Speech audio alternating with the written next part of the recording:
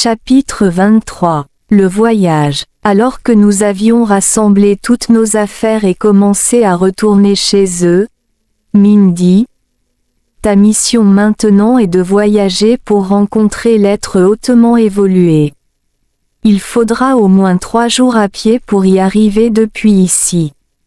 En fait, je pensais avoir besoin de quelques jours de plus pour t'expliquer tout sur cet endroit afin que tu le comprennes. Mais, étonnamment, tu as compris ta leçon en une seule journée. Alors, tu es prêt, et tu devrais pouvoir partir dès aujourd'hui. Où dois-je aller, dans quelle direction, et avec qui ? Demandai-je. Tu iras seul, vers le nord. N'aie pas peur, la route est très claire. Je peux te garantir que tu ne te perdras pas, me rassura Min. Eh bien, l'idée de marcher seul dans la forêt pendant 3 jours m'effraie. Même si tu es si sûr que je ne me perdrai pas, j'ai quand même un peu peur, avouai-je. Tu n'as à t'inquiéter de rien, répondit-il. Ta présence ici n'est pas un hasard. Tout a été préparé pour toi par ceux qui t'ont amené ici.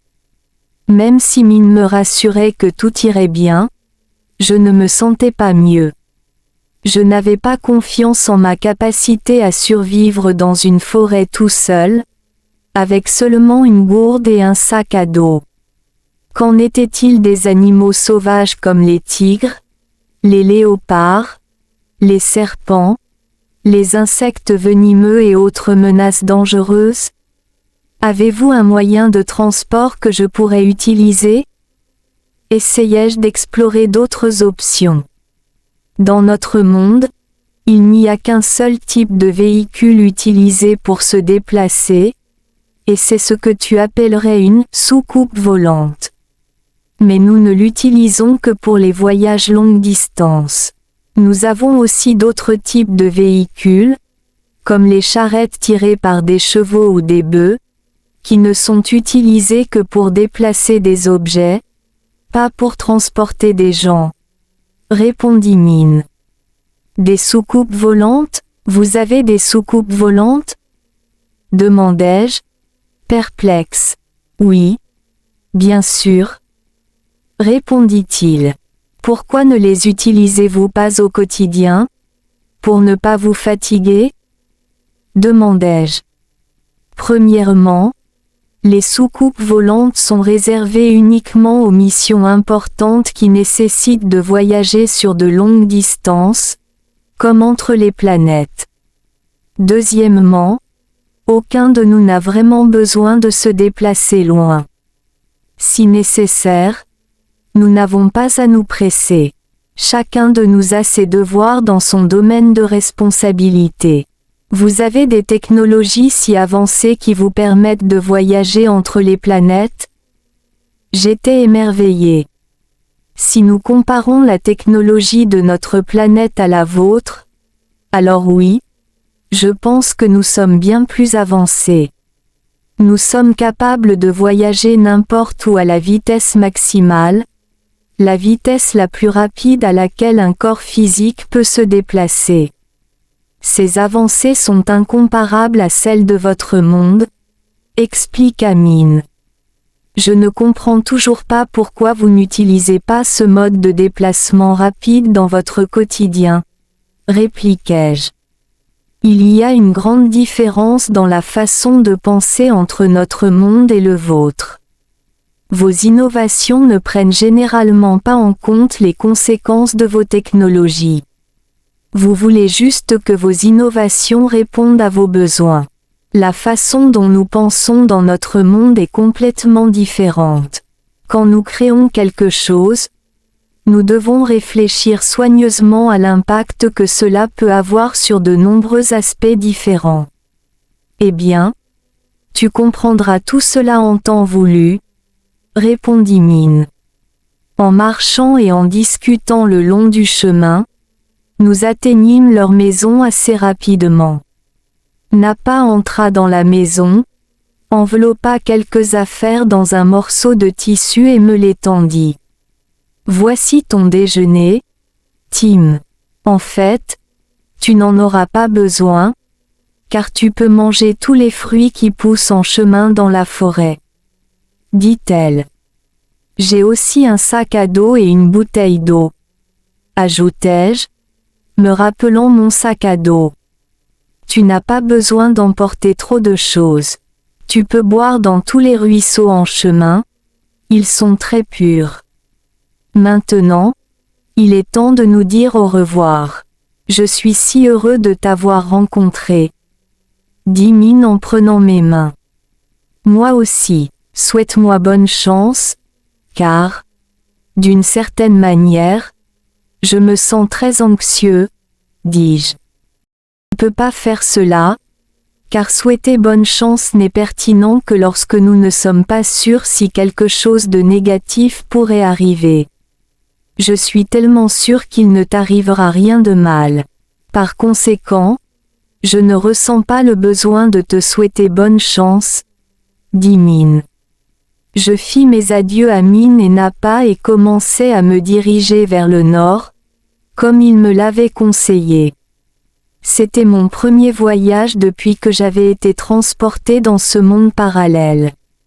Lorsque je me retournai pour regarder en arrière, je vis qu'il continuait à me faire signe de la main, bien que j'eusse déjà parcouru une bonne distance.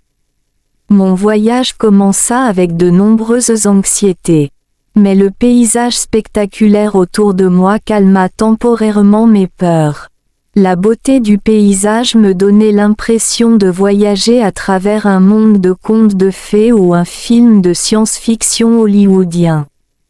Tout ce que je voyais était si enchanteur, la forêt et la prairie, les ruisseaux et les rochers, les fleurs et les plantes, le ciel et les nuages, et surtout la diversité de la faune. Il y avait d'innombrables animaux sauvages dans ces bois. Certains d'entre eux ressemblaient à des créatures mythiques décrites dans la littérature ancienne de la Terre. Par exemple, une licorne était apparue, ce qui m'avait vraiment surpris. Je ne pouvais pas croire qu'elles existaient vraiment, car j'avais toujours pensé que les licornes n'étaient que des créations de l'imagination des artistes. En fait, maintenant que j'en avais vu une dans la vraie vie, j'avais remarqué qu'elles étaient assez différentes de la façon dont elles étaient décrites. Leur trait le plus distinctif était la corne acérée sur leur front. Tout d'abord, elle était immense. Si cette licorne se tenait à côté de la plus grande et la plus forte des races de chevaux dans notre monde, le cheval aurait l'air d'une miniature. J'ai estimé que la licorne faisait au moins 2 fois la taille d'un cheval moyen. Malgré sa taille, les mouvements de la licorne étaient très agiles.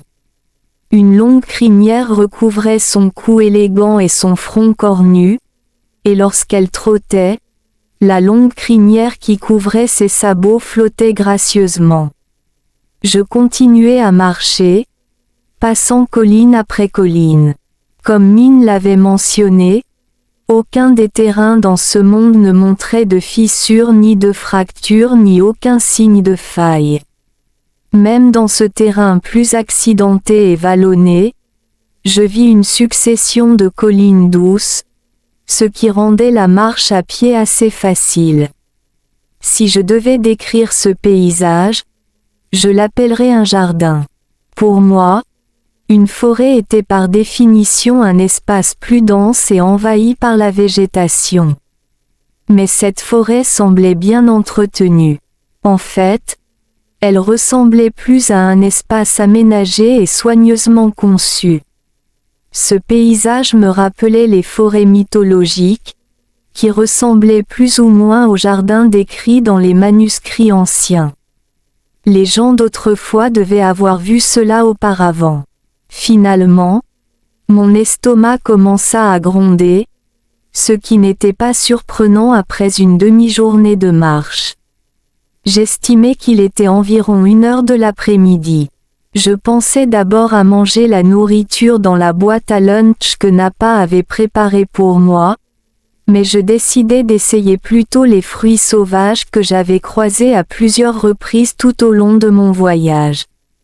Certains d'entre eux m'étaient familiers, d'autres, je ne les avais jamais vus auparavant, mais ils avaient tous l'air très délicieux et tentants. Je décidai de goûter le fruit qui me semblait le plus sûr, des pommes. Juste devant moi se trouvait un arbre vert portant beaucoup de fruits rouges, et je tendis la main pour en cueillir un. Il ressemblait à une pomme mais de taille bien plus grande. Je devais avouer que c'était la première fois que je voyais un pommier. Quand j'ai pris ma première bouchée, j'ai remarqué la différence tout de suite. Cette pomme était distinctement sucrée, parfumée et croquante. À côté du pommier se trouvait un grand buisson portant des fruits de la taille d'un œuf, ovales, verts, roses et violets clairs. Leur police me rappelait les raisins, sauf que ceux-ci poussaient en plus gros fruits isolés plutôt qu'en grappes. Il me semblait sûr de les essayer. Mon voyage n'avait aucune direction précise. Je ne connaissais ni ma destination, ni la distance que je pouvais parcourir aujourd'hui, ni même où je passerais la nuit, et mes angoisses revenaient me hanter. Je continuai à marcher jusqu'à ce que le soleil commence à se coucher, ce qui me poussa à chercher un abri pour la nuit. Mais mes pieds me portaient toujours en avant, car j'espérais et sentais d'une certaine manière qu'il pourrait y avoir un meilleur endroit pour se reposer plus loin. Alors, je continuai à marcher.